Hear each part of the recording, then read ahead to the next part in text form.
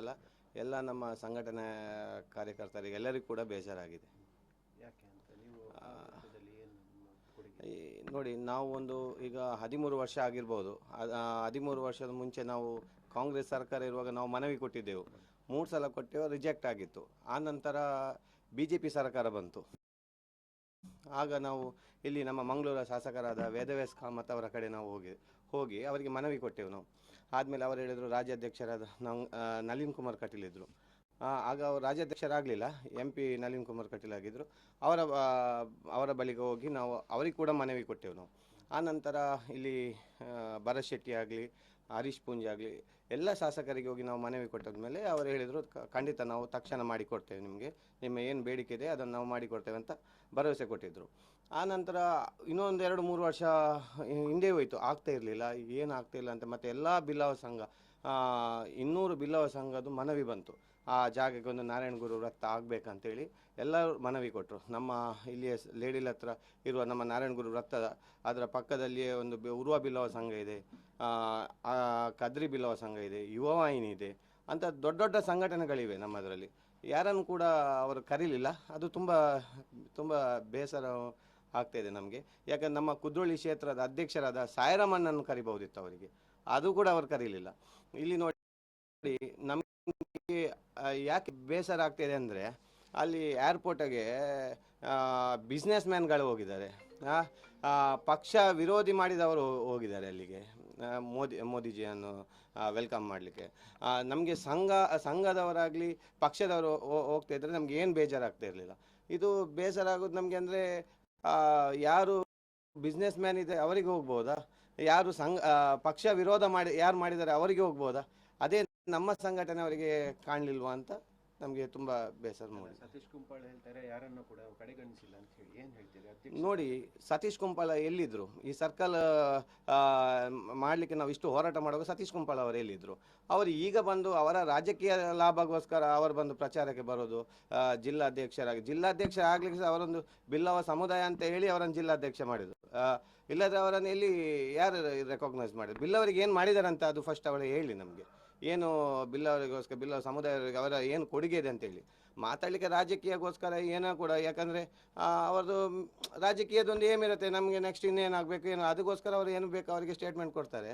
ಅದನ್ನು ಬಿಟ್ಟು ಬೇರೆ ಏನೋ ಅವರಿಗೆ ಏನು ಹೇಳೋದು, ಬೇರೆ ಏನು ಹೇಳಲಿಕ್ಕೆ ಆಗಲ್ಲ ನಮಗೆ ಅವ್ರ ಬಗ್ಗೆ. ಚುನಾವಣೆ ನೆಪಕ್ಕಾಗಿ ನಾರಾಯಣ ಗುರುಗಳನ್ನು ಬಳಸ್ಕೊಂಡಿದ್ರು, ಅದರ ಬಗ್ಗೆ ನನಗೆ ಗೊತ್ತಿಲ್ಲ ಏನಂತ. ಈಗ ನೋಡಿ, ನಮಗೆ ನಮ್ಮ ಸಮುದಾಯವರನ್ನು ಕರೀಲಿಲ್ಲಲ್ಲ, ಅದು ನಮಗೆ ತುಂಬ ಬೇಜಾರು ಉಂಟಾಗಿದೆ ನಮಗೆ.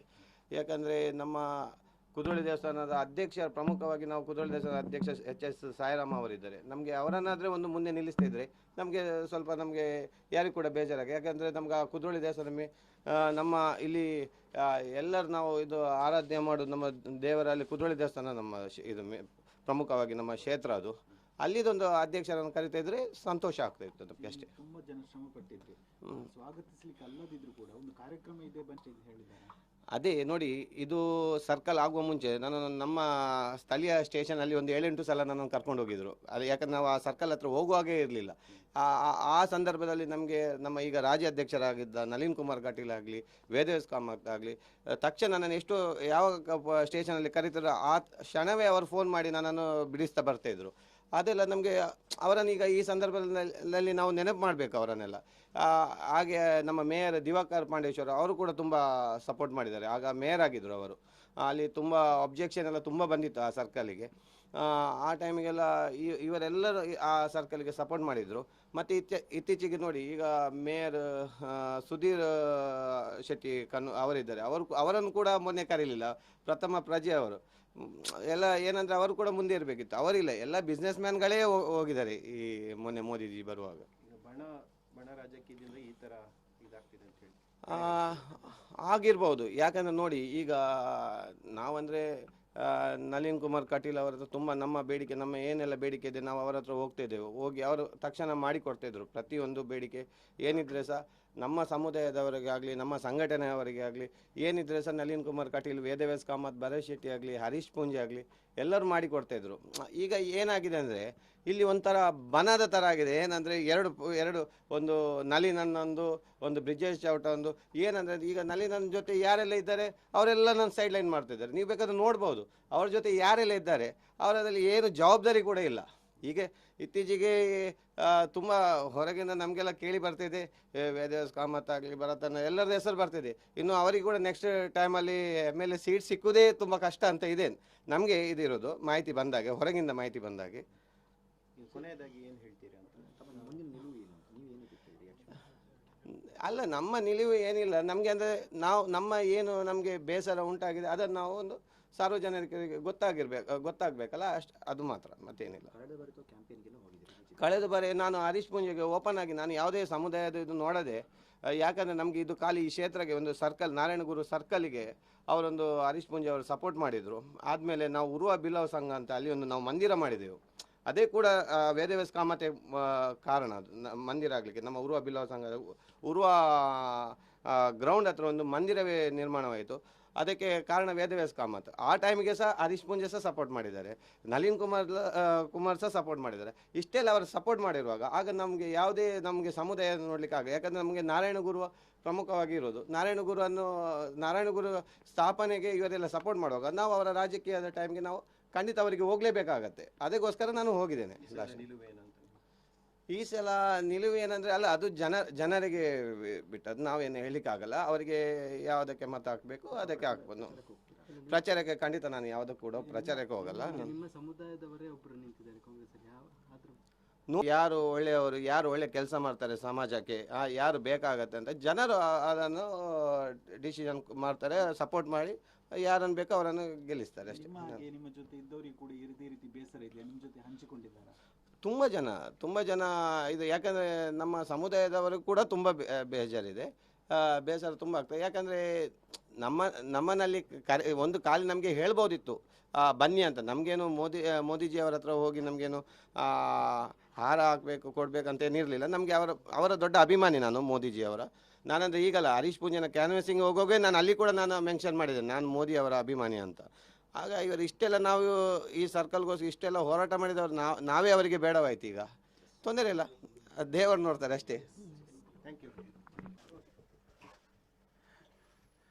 ನೋಡಿ, ಸತೀಶ್ ಕುಂಪಳ ಅವರು ಇದೇ ಲಾಸ್ಟ್ ಟೈಮ್ MLA ಚುನಾವಣೆ ಟೈಮ್ಗೆ ನನಗೆ ಫೋನ್ ಮಾಡಿ ಹೇಳ್ತಿದ್ರು, ರಾಜ್ಯಾಧ್ಯಕ್ಷರಾದ ನಳಿನ್ ಕುಮಾರ್ ಜೊತೆ ಒಂದು ಹೇಳಿ, ನನ್ನ ಬಗ್ಗೆ ಸ್ವಲ್ಪ ಒಳ್ಳೇದು ಮಾತಾಡಿ ಒಂದು ಹೇಳಿ ಅವರಿಗೆ ಅಂತ ಸೀಟ್ಗೋಸ್ಕರ.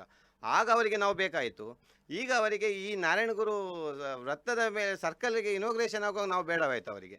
ಅದಲ್ಲದೆ ನೋಡಿ, ಸತೀಶ್ ಕುಂಪಳ ಅವರಿಗೇನು ಜಿಲ್ಲಾಧ್ಯಕ್ಷ ಏನು ಶಾಶ್ವತ ಅಲ್ಲ, ಅದೇ ಇರೋದು ಖಾಲಿ 3 ವರ್ಷ ಮಾತ್ರ. ಆ ನಂತರ ಅವರು ನಮಗೆ ಸಾಮಾನ್ಯ ಕಾರ್ಯಕರ್ತರೇ ಆಗಿ ಇರ್ತಾರೆ. ಅದೊಂದು ಅವರ ತಲೆಯಲ್ಲಿ ನೆನಪಿರಬೇಕು ಅಷ್ಟೇ. ಈಗ ಯಾಕೆ ಕಡೆಗಣನೆ ಮಾಡ್ತಿದ್ದಾರೆ ನಿಮ್ಮನ್ನು? ಅದು ಏನಂತ ಗೊತ್ತಿಲ್ಲ. ನೋಡಿ, ನಾವೇನು ರಾಜಕೀಯ ಆಸೆ ಇಟ್ಟು ಬಂದವರಲ್ಲ, ರಾಜಕೀಯ ಆಸೆ ಕೂಡ ನಮಗೆ ಇಲ್ಲ. ನಮ್ದು ಏನಿದೆ ಸಮಾಜಮುಖಿ ಕೆಲಸವೇ. ನಾವು ಯಾವಾಗ ಕೂಡ ನಮ್ಮ ಇಲ್ಲಿ ತನಕ ನಾವು 10 ಕೋಟಿ ತನಕ 10 ವರ್ಷದಲ್ಲಿ 10 ಕೋಟಿ ತನಕ ನಾವು ಬಡವರಿಗೆ, ಎಲ್ಲ ಜಾತಿ ಧರ್ಮದವರಿಗೆ ನಾವು ಚಾರಿಟಿ ಮಾಡಿದ್ದೇವೆ.